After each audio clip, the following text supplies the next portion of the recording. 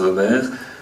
Nous arrivons maintenant à la dernière conférence. Donc j'ai le plaisir d'accueillir Dominique Bourg, qui est philosophe et professeur ordinaire à la faculté des géosciences de l'environnement de l'Université de Lausanne depuis 2006. Vous allez effectivement nous apporter un autre éclairage que celui des constructeurs. Avec Alain Papot, vous dirigez la collection L'écologie en question aux presses universitaires françaises. Et vous êtes également membre du comité scientifique de rédaction des revues Vertigo et Esprit. Vous avez contribué comme vice-président à la commission 6 du Grenelle de l'environnement à Paris. Et vous êtes également vice-président de la fondation Nicolas Hulot. Donc c'est, j'imagine, en particulier sur ces thèmes, vous allez nous éclairer. Merci beaucoup. Merci. Effectivement, vous n'allez pas tarder à vous en abattre. Je suis ni architecte ni urbaniste, donc en fait, je vais prendre les choses un peu à l'amont. Et du coup, je vais conforter certaines affirmations de Julien, c'est ça, Julien Chopin tout à l'heure. C'est à peu près ce à quoi je vais m'employer. Alors déjà, première chose importante, et vous l'avez rappelé alors pour la construction, à savoir le fait que les déchets de construction, c'est quelque chose, vous l'avez dit, qui daterait de l'après-guerre, mais si on prend les déchets en général, ça date de la fin du 19e. Il n'y a pas de déchets. Évidemment, si vous prenez ça, absolument, il y a peut-être des déchets, mais c'était vraiment très très peu de choses. Dans la ville classique, il n'y a pas de déchets, ou presque pas. On réutilise tout, pas simplement les éléments du bâtiment, mais comme vous le voyez là, on va se servir des déchets de boucherie pour faire du suif, du savon, de la colle, on va tirer les eaux du charbon animal pour traiter le sucre et les betteraves, etc., etc. Donc ça, c'est effectivement quelque chose d'important. Et à la fin du siècle, à la fois la croissance des villes et l'apparition de techniques nouvelles ont fait qu'on invente la poubelle et qu'on invente les déchets et qu'effectivement, eh bien, on utilise des matières premières vierges. Donc en fait, il faut inverser les choses. C'est une innovation peut-être d'essayer d'aller vers le zéro déchet, mais c'est simplement une forme de retour à la norme. C'est la création de déchets qui aura probablement été une forme de parenthèse. Alors ça, c'est la première affirmation. Deuxième affirmation, c'est un schéma que tout le monde connaît. Vous avez à gauche la population mondiale qui a doublé entre 1950 et 2000. On passe de 3 à 6 milliards. Vous avez le PIB qui a décuplé ici. Ensuite, après, dans la partie gauche, vous avez les activités humaines. Et dans la partie droite, vous avez des effets sur les flux de matière. Et effectivement, cet ensemble donne le basculement du système Terre dans ce qu'on appelle l'anthropocène, c'est-à-dire un état jamais expérimenté de la Terre et de son habitabilité dans laquelle on va rentrer. Alors, en gros, là, vous l'avez compris, toutes les courbes deviennent exponentielles à partir des années 50.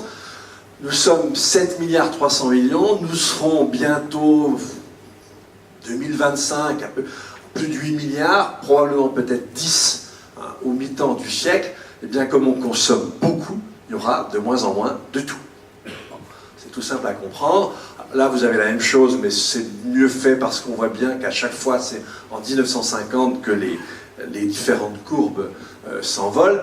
Là, vous avez la liste des différents matériaux possibles. Donc, entre 1980 et 2007, vous avez 65% de ressources matérielles de plus. En fait, à 10% de croissance correspond une augmentation des flux de matière de 6%.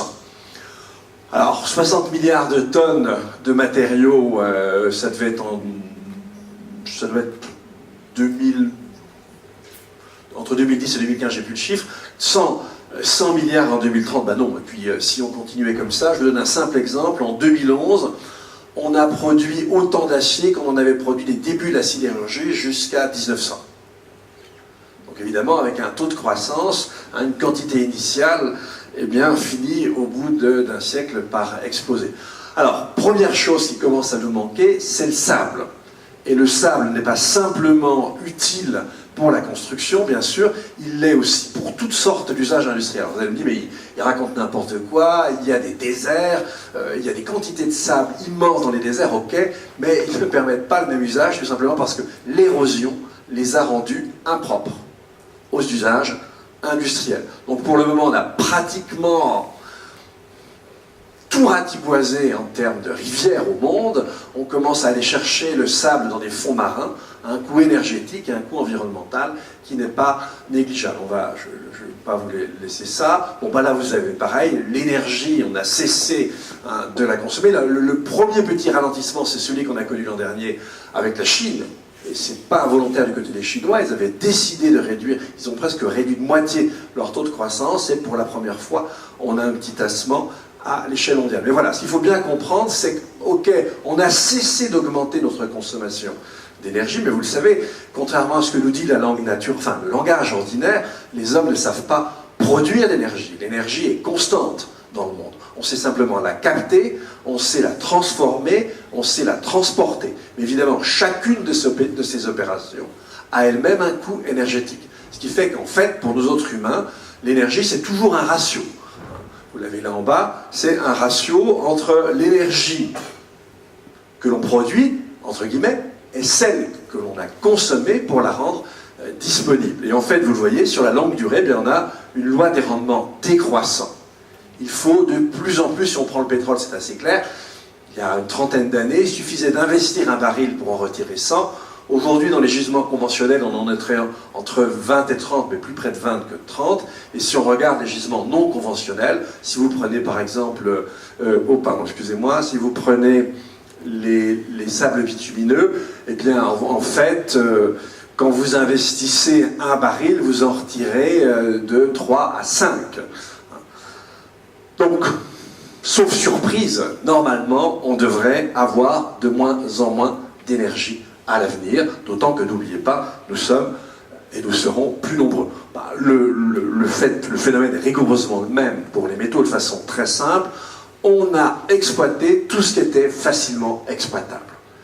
Jusqu'à 100 mètres sous le sol, on a là encore absolument tout ratiboisé. Pour le pétrole, on l'a vu tout à l'heure, avec le offshore, on peut descendre à plus de 800 mètres. Pour certains métaux, on descend à plus de 600 mètres. Et donc à chaque fois, le coût énergétique croît, parce qu'il faut évidemment excaver des quantités de matériaux beaucoup plus importantes, et ensuite il faut traiter ces matériaux. Et manque de chance, si là où vous avez des métaux avec une certaine concentration, c'est plutôt plus près de la surface pour des raisons telluriques ou des raisons bactériennes, plus on va aller chercher des métaux dans le sol, et ou plutôt moins est grande leur concentration, et donc il faut là aussi encore plus d'énergie pour les traiter. Au jour d'aujourd'hui, c'est grosso modo 10% d'énergie primaire produite au monde qui sert à extraire et traiter, extraire seulement certains matériaux. En plus, vous l'avez vu, dans les années 80, on utilisait encore très peu de métaux. Là, c'est déjà 60, en 2000, c'est même plus maintenant. Et puis, regardons, alors c'est un peu faux maintenant avec les panneaux solaires, on sait faire mieux, mais jusqu'à un certain temps, on ne cessait d'augmenter l'intensité métallique mobilisée par kilowattheure produit. Maintenant, on sait faire des panneaux solaires, on sait les faire sans terres rares, sans argent. Donc là, la situation serait un peu différente, et tant mieux pour nous, c'est même plutôt extrêmement important. Donc du coup, on est un peu pris en tenaille, parce que si on veut faire de l'énergie, produire de l'énergie non carbonée, on a besoin de métaux supplémentaires, et pour aller chercher ces métaux et les traiter, on a besoin de plus en plus d'énergie. Alors, pareil pour la ressource eau, je vais vite, on est un petit peu à la fin, je vais simplement vous montrer un petit schéma. C'est des ressources halieutiques, mais je dirais que ça illustre bien, si vous voulez, la situation générale des ressources sur Terre. Là, on a la richesse en termes de ressources halieutiques sur les plateaux continentaux au début du XXe siècle, et vous regardez exactement 100 ans après, en 2000, ce que ça donne.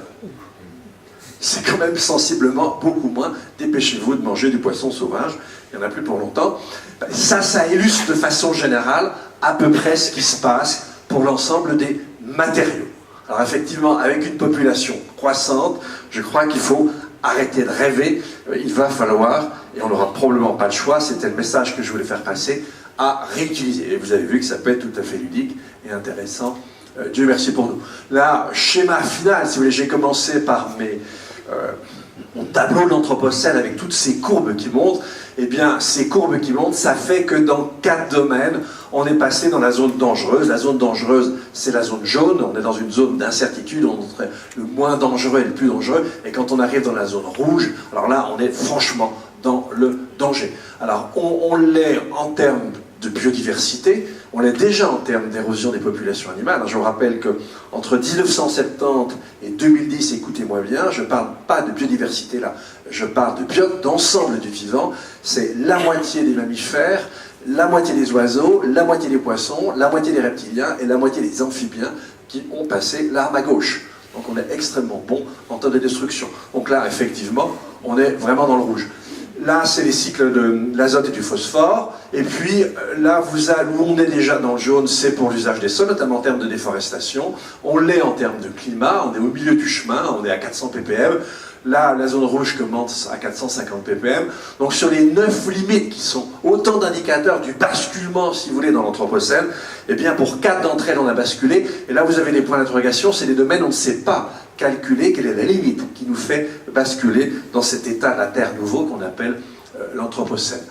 Alors, juste on va sortir un petit peu du thème, mais c'est vraiment important. Bon, déjà, que ce soit pour l'énergie ou que ce soit pour les matériaux, je vous l'ai rappelé tout à l'heure, la croissance économique, qui est aussi un effet de la croissance démographique, il ne faut jamais l'oublier, ne se fait jamais sans croissance de consommation énergétique en global, sans croissance de consommation de matériaux, là aussi en global. Et surtout, c'est là-dessus que je finirai presque, parce que ça c'est important. On se fait beaucoup d'illusions parfois sur la question du recyclage. Alors c'est pas du tout une manière de dire qu'il ne faut pas réutiliser, réemployer, in fine recycler en évitant l'enfouissement et l'incinération, mais simplement on pense souvent que le recyclage lui-même suffit à rendre l'économie circulaire. Eh bien c'est tout simplement faux, et c'est facile à comprendre. Alors là, je vais exagérer un petit peu. J'ai pris un temps de résidence dans l'économie pour le cuivre de 40 ans, c'est pas le cas, c'est moins, mais pour faciliter la démonstration. Mais vous imaginez que, par exemple, si on a 6 millions de tonnes en 1970, et puis qu'on en recycle à peu près 60%, et bien du coup, on va simplement réintroduire une toute petite partie de ce qu'on consomme 40 ans plus près, c'est-à-dire on va réintroduire 4 millions de tonnes, alors qu'en fait, on en consomme 16, donc on va devoir aller en chercher 12. Et quand vous répétez ça sur un siècle, par exemple, si vous regardez le recyclage en termes de consommation de fer au XXe siècle, ça n'est jamais que 5% de la totalité du fer consommé au XXe siècle. Donc en fait, contrairement à ce qu'on croit, il faudrait qu'on réussisse à réduire les flux entrants pour que l'économie devienne circulaire. Et donc du coup, bien dans le bâtiment, tant qu'on a une croissance démographique importante, on ne peut pas tout réutiliser. On est obligé d'aller chercher des matériaux nouveaux avec les difficultés que je vous ai indiquées tout à l'heure. Donc effectivement, on voit bien qu'on n'aura pas le choix que de tendre vers, encore une fois, c'est pas à prendre à la lettre, mais vers le zéro déchet, notamment dans le domaine de la construction, d'où l'intérêt de ces recherches, d'où l'intérêt de cette exposition Matière grise, parce qu'en même temps, on peut présenter la chose d'une façon plus intéressante, ludique, et on a tout intérêt à la rendre ludique parce qu'on aura du mal à l'éviter. Merci de votre attention.